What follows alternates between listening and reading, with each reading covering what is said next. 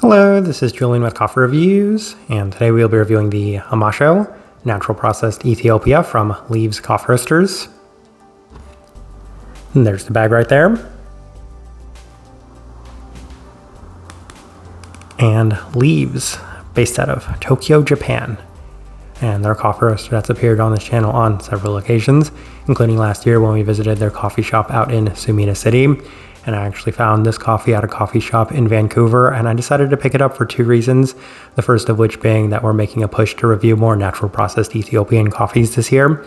And the second being that we will be doing an Asian coffee roaster tier list at some point. So Leaves is a coffee roaster that I do want to feature on that tier list, so I did want to get a better idea of their coffee in general. So it'll be interesting to see how this one turned out, as this right here is day 50.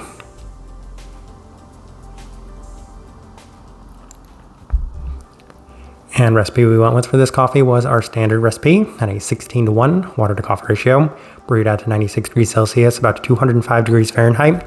And I like this one best through the V60, which indicates a more medium fine grind roast profile for this coffee. It is pretty interesting. I've had some mixed results with Leaves coffees in the past, as I found some of them to be notably light, while others haven't necessarily been quite as light, and that's where this coffee skews, as this one turned out a slight bit more developed than I might have expected given some of the lighter experiences I've had with this coffee roaster. And I feel like the best way to kind of align this one is being on the slightly more light medium side, and even then you can say, given that there's a slight smoky quality to this one, a little bit more developed on that as well. It's the best direction we can go with this one, but with all that out of the way, let's go ahead and start discussing this coffee. Day 26, first impression, and we opted for the V60, and there was plenty of fermentiness in the aroma of the brew itself, but it was a little less prominent in the cup as it offered a slightly cleaner than average feel for a natural processed Ethiopian coffee. The biggest takeaway was that it had an unexpected brightness and dark berry candied sweetness to it that I did not necessarily expect for a coffee like this, especially given the profile from that first impression. Plenty of depth and intensity to it for the first try, so kind of mixed results. We move on to day 29 as we opted for the Chemex, and the cup does continue to offer a slight bit of fermentiness with a slightly heavier dark berry natural Ethiopian feel to it. Still a little bit of brightness with plenty of candied sweetness, also a bit of stone fruits as the cup is offering plenty of natural fruit characteristics as anticipated and expected with this one. We move on to day 32 as we opted for the April brewer, and this was the first time these slightly more robust qualities of the cup are felt, as there's still that grape dark berry forward feel to it, but in addition to that there's a slightly more heavy sense to the listed tea notes on here as well. In addition to that, there's a slight bit more noticeable depth to it with the listed apple brightness very much present yet again. This was an okay day, so we move on to day 35 as we opted for the V60 with Leaves recipe. And it is kind of funny, as we were preparing to review this, I noticed that they actually have the recipe on the back of their bags as well.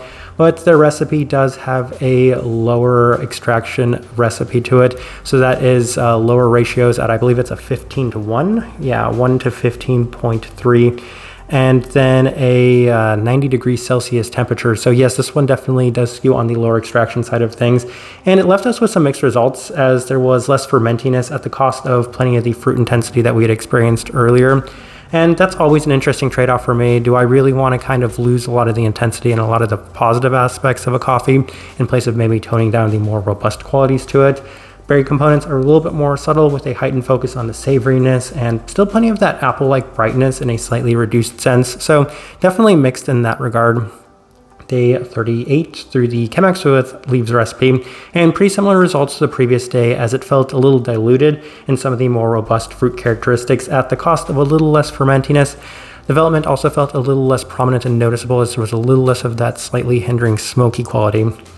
Day 41 through the V60 with our standard recipe, and the cup is back to its best, as it feels like it's just kind of improved with time in general, even though I wouldn't necessarily feel that day 41 is probably the ideal time for this coffee. I feel like maybe since we opened this coffee, it's settled just a little bit better, as there's a little less fermentiness to the coffee relative to some of the earlier experiences, with the berry aspects still being the most prominent characteristics in a slightly more clean sense this time around.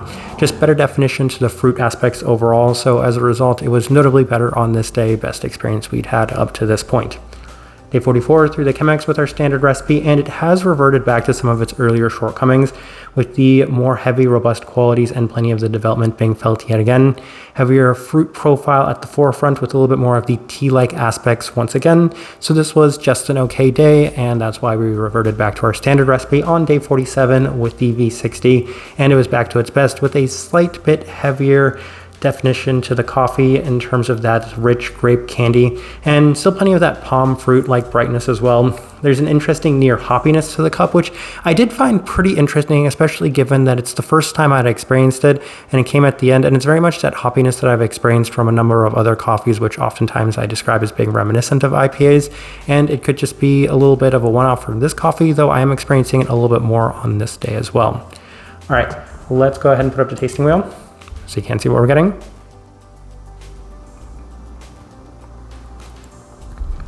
And we have quite a few level 4s, so let's go ahead and start with the finish, level 4.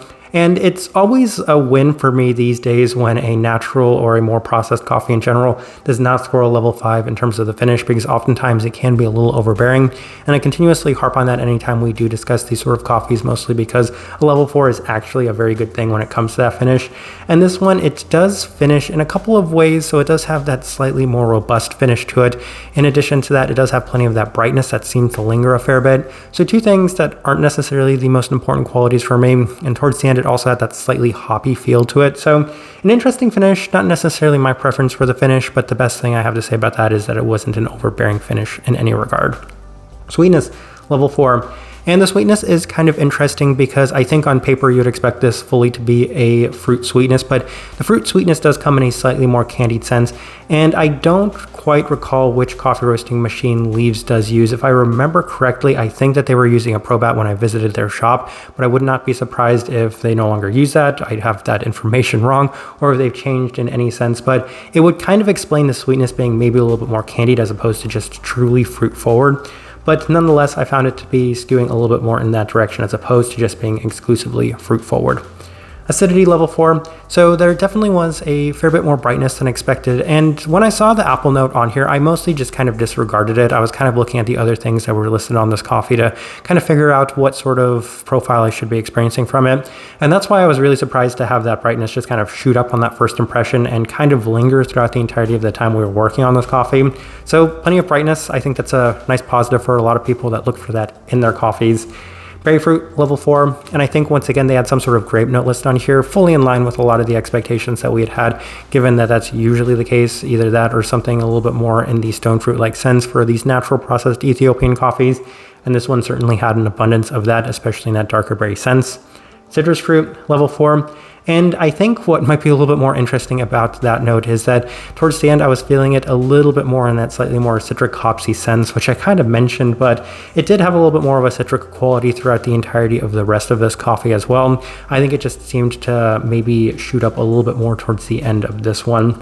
And then we have a handful of level 3s. We'll start with the florality, actually, level 3. So it does have a little bit of those darker floral aspects that I can also experience a lot of the time when it comes to natural processed Ethiopian coffees. I don't think I have too much to say on that. The spice is something I do have a little bit more to say because I kind of mentioned that it had that slightly more, we'll say, spiced tone to it in terms of that hoppiness. But in addition to that, there's a little bit more of an herbality that I haven't necessarily discussed or mentioned too much within this one. And I think it did give this coffee just a little bit more depth. I think that's what the listed tea note is supposed to be on here with this coffee, as I don't have enough familiarity with the tea that they have listed on this one. Stone fruit, level 3. I was able to experience a little bit more of those, we'll just say slightly more sugary stone fruit qualities to it. As I mentioned, that's also another quality that I can experience with a lot of these natural processed Ethiopian coffees. Savoriness, level 3. And once again, that's a tea, but in addition to that, it's that spiced kind of herbal quality that also seems to be present in this one, which once again, I think is in line with the listed tea note they have. Body level 3, a surprisingly higher than anticipated and expected body is present within this one, which was nice. I would say it's giving this coffee a little bit more depth. Since there are some things that may be a little lacking within this coffee, I think that it can be made up for by having a little bit more body and a little bit more acidity for those that seek those things. And then the two more things worth discussing, skipped over the caramel. That's entirely the candied aspect of this one, as I kind of mentioned. I think they even have a candy note listed on here, which certainly makes a lot of sense with this coffee. But the final thing worth discussing, and the most important thing in this tasting wheel, that is the cleanliness level 3. So I don't think it'll come as a surprise that it didn't score any higher, given that it did have that slight fermentiness right from the onset. In addition to that, it did have that slightly smoky quality to it as well, a little bit more of that development than I might have expected, and those two things are always going to take away from it. But I feel like if you told me that it was void of either of those two things, would I still score it a level 4? The answer is still probably not. I think that this coffee still did not necessarily have the requisite just clarity in general. While the listed berry notes on here were very prominent, and just the overall experience of this coffee did have some nice definition to it, I just think that there were enough things kind of holding it back from truly reaching that level 4 mark. But outside of that, as I'm looking at this tasting wheel, I do think it's a pretty good representation of what I was getting from this coffee. All right, so my overall thoughts and impressions of this coffee. It is very interesting, the reactions I've had to leaves so far, because the two Ethiopians that we've picked up, the bags that we've picked up from them, I haven't necessarily been the biggest fan of, but the other coffees that we have had from leaves, I've actually enjoyed significantly more. And it's kind of interesting because I think that I still don't have a really good idea and gauge of where I feel this coffee roaster should place in that tier list. So there should be at least one more coffee I have before kind of making a judgment on them. But as of right now, it's a split. There are two coffees that I enjoyed. One I really enjoyed, that of course being that Acacia Hills Tanzanian Gesha. But the two Ethiopians that we have reviewed, I haven't necessarily been the biggest fan of. I felt like I could get a little bit more out of them, but they just seemed to skew a little bit more in a profile that I wasn't necessarily enjoying. Type of person I would suggest this coffee to. So as mentioned, it does have some things that kind of make up for maybe some of the other shortcomings. The fact that it doesn't have the utmost clarity to it, that of course being a little bit more body and a little bit more brightness, which can kind of offset that. In addition to that, it does have plenty of the natural characteristics to it, that of course being plenty of fruit intensity, also in a candied sense, and still plenty of those darker berry components. That's the best direction I can point somebody towards for this one, and also the best way I can leave this review. If you by chance had an opportunity to try this coffee, I'd love to know your thoughts and impressions of it as well. If you're enjoying the content, give this video a like, subscribe if you're not already subscribed. This right here has been a review of the Hamasho Natural Processed Ethiopia from Leaves Coffee Roasters. Thank you for watching.